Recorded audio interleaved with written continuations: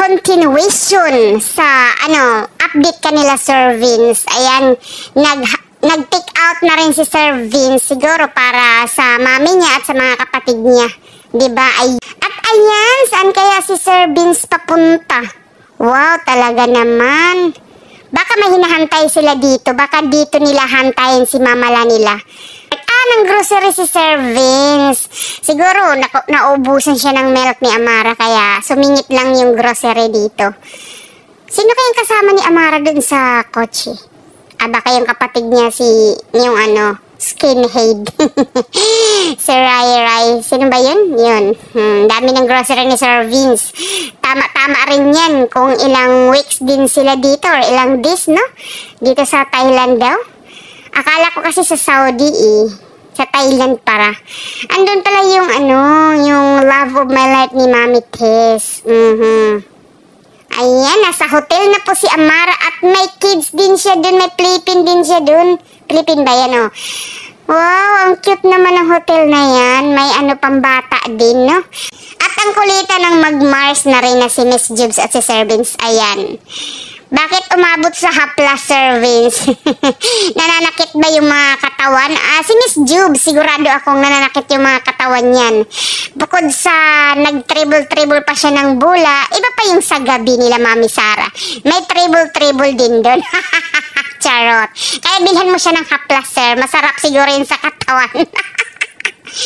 At yung nag-imot-imot ka dito, kunwari, pagod ka. Pero sa bagay, pagod naman talaga sa service. Ikaw kayong magbiyahe na may bata. Pero sulit naman kasi nakakasama mo yung anak mo. Kahit, makapoy, kahit kapoy or pagod, basta para sa anak, nako, bibit-bitin talaga ni Sir Vince. O, diba? At ang sabi niya dito, lahat naka-impake na, ako lang yung wala. Excited ka siguro, sir. Baka pagalitan ka ni Amara kasi si Amara excited rin na, syempre, maglibot-libot dyan sa buong Thailand. Kaya, mag-impake ka na rin, sir. Pasaway. Wow, grabe ng baby na yan. Kahit naka-side view, ang ganda pa rin. At ayan, sa wakas, sinundo na sila ng mamala niya. At yung partner siguro to ni Mami Tess, na? Tsaka yung mga kapatid niya. Yung isang kapatid niya, hindi ko nakikita na sa Pilipinas, no? Minsan lang siguro siya napunta sa Pilipinas. Ayan, akay na ng afam si Amara. Nako, ang cute. Kagiliw-giliw ka talaga, Amara. Ang daming nakukitan sa'yo, no? Tignan mo, si Afam na naman yung nagbabantay sa'yo. Huwag kang pasaway, ha. Ayan, gigil na gigil si Mamala sa'yo. Pati likod mo kinakagat, lalamunin ka na. Ay, love na love yan ng Mamala. Ayan, tama ka, sir. Yun din yung iniisip ko sa anak ko, sir.